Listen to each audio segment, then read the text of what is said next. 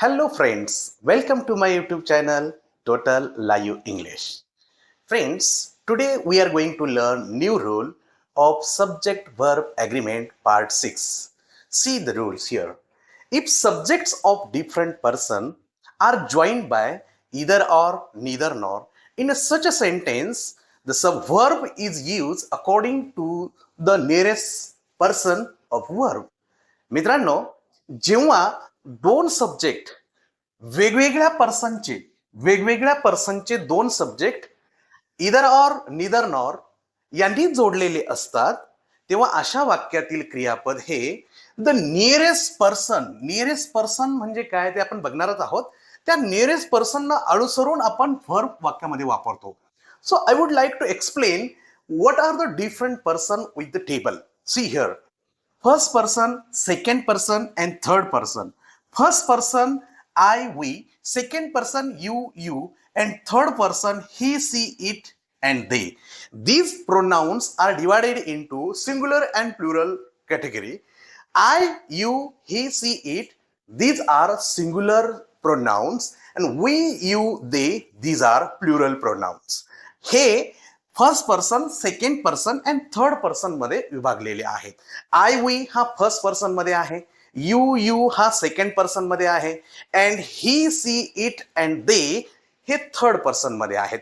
हे वेगवेगळ्या पर्सन मध्ये विभागलेले हे जे प्रोनाउन्स आहेत हे जेव्हा येतात वाक्यामध्ये तेव्हा त्यांना इदर ऑर निदर नॉरने जोडलेलं असेल तर अशा वाक्यातील क्रियापद हे कोणतं वापरायचं, whether it may be singular or plural हे आपल्याला या ठिकाणी बघायचं आहे. Let's see this example.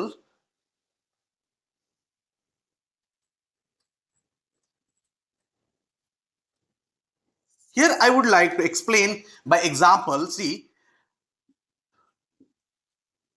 neither you nor I am a liar. See here. इथे you and I, these two different person, you is of second person and I is a first person. This second and first person joined by nor. मग अशा वाक्यातील जे verb आहे that verb is used according to the nearest. मग हे वर्बच्या जवळ कोणता करता आहे तो आय आहे. According to that subject, verb am is used here in the sentence. Second rule, which is very important, as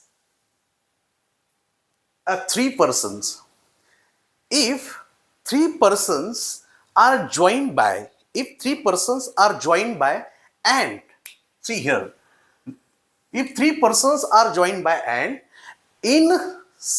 as a subject in sentence, that time we should put three persons pronoun 2, 3, 1 sequence and use plural verb after it.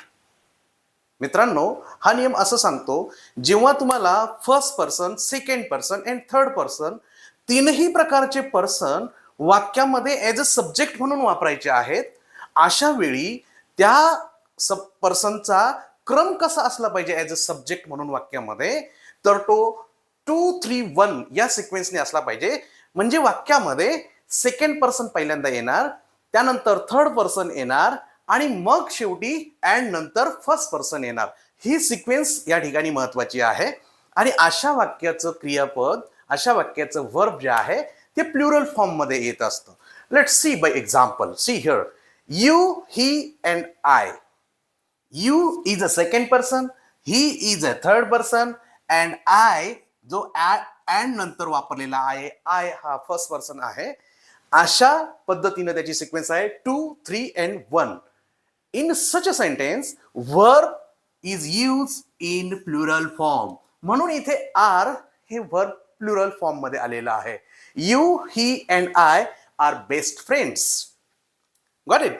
And here I would like to say, जर तुम्हाला second and first person वाक्यामध्ये वापरायचं असेल तर second पहिल्यांदा आणि first नंतर. तिसरा आणि पहिला जर तुम्हाला वापरायचा असेल तर third first and after and use first person. And if you want to use second and third person in a sentence as a subject, that time we should use second person first and third person after and. This sequence is very important for you. Friends, I hope you might have understood these two important rules here about subject verb agreement. So, like, share, and subscribe my channel and press the bell icon to get new content. Thank you.